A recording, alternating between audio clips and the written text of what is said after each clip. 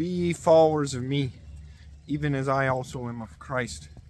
Now I praise you, brethren, that ye remember me in all things, and keep the ordinances as I delivered them to you. But I would have you know that the head of every man is Christ, and the head of the woman is the man, and the head of Christ is God. Every man praying or prophesying, having his head covered, dishonoreth his head.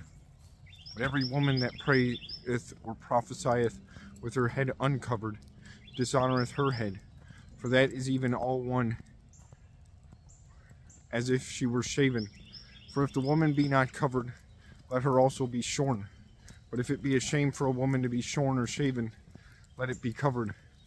For a man indeed ought not to cover his head, for as much as he is the image and glory of God, but the woman is the glory of the man. For the man is not of the woman, but the woman of the man. Neither was the man created for the woman, but the woman for the man. For this cause ought the woman to have power on her head, because of the angels.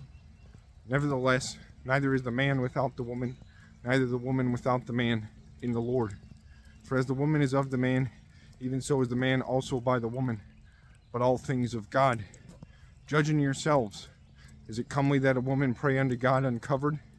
Doth not even nature itself teach you, that if a man have long hair, it is a shame unto him? But if a woman have long hair, it is a glory to her, for her hair is given her for a covering. But if any man seem to be contentious, we have no such custom, neither the churches of God. Now in this that I declare unto you, I praise you not, that ye come together not for the better, but for the worse. For first of all, when ye come together in the church, I hear that there be divisions among you, and I partly believe it. For there must be also heresies among you, that they which are approved may be made manifest among you. When ye come together therefore into one place, this is not to eat the Lord's Supper. For in eating every one taketh before other his own supper, and one is hungry, and another is drunken. What? Have ye not houses to eat and to drink in? Or despise ye the church of God, and shame them that have not? What shall I say to you? Shall I praise you in this? I praise you not.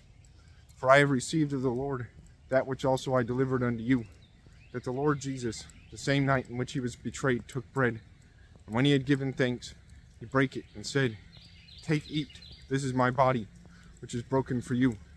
This do in remembrance of me. After the same manner also he took the cup, when he had supped, saying, This cup is the New Testament in my blood. This do ye, as oft as ye drink it, in remembrance of me. For as often as ye eat this bread, and drink this cup, ye do shew the Lord's death, till he come. Wherefore whosoever shall eat this bread, and drink this cup of the Lord, unworthily, shall be guilty of the body and blood of the Lord. But let a man examine himself, so let him eat of that bread, and drink of that cup. For he that eateth and drinketh unworthily, eateth and drinketh damnation to himself, not discerning the Lord's body. For this cause many are weak and sickly among you, and many sleep. For if we would judge ourselves, we should not be judged. But when we are judged, we are chastened of the Lord, that we should not be condemned with the world. Wherefore, my brethren, when ye come together to eat, tarry one for another. And if any man hunger, let him eat at home, that ye come not together unto condemnation. And the rest will I set in order when I come.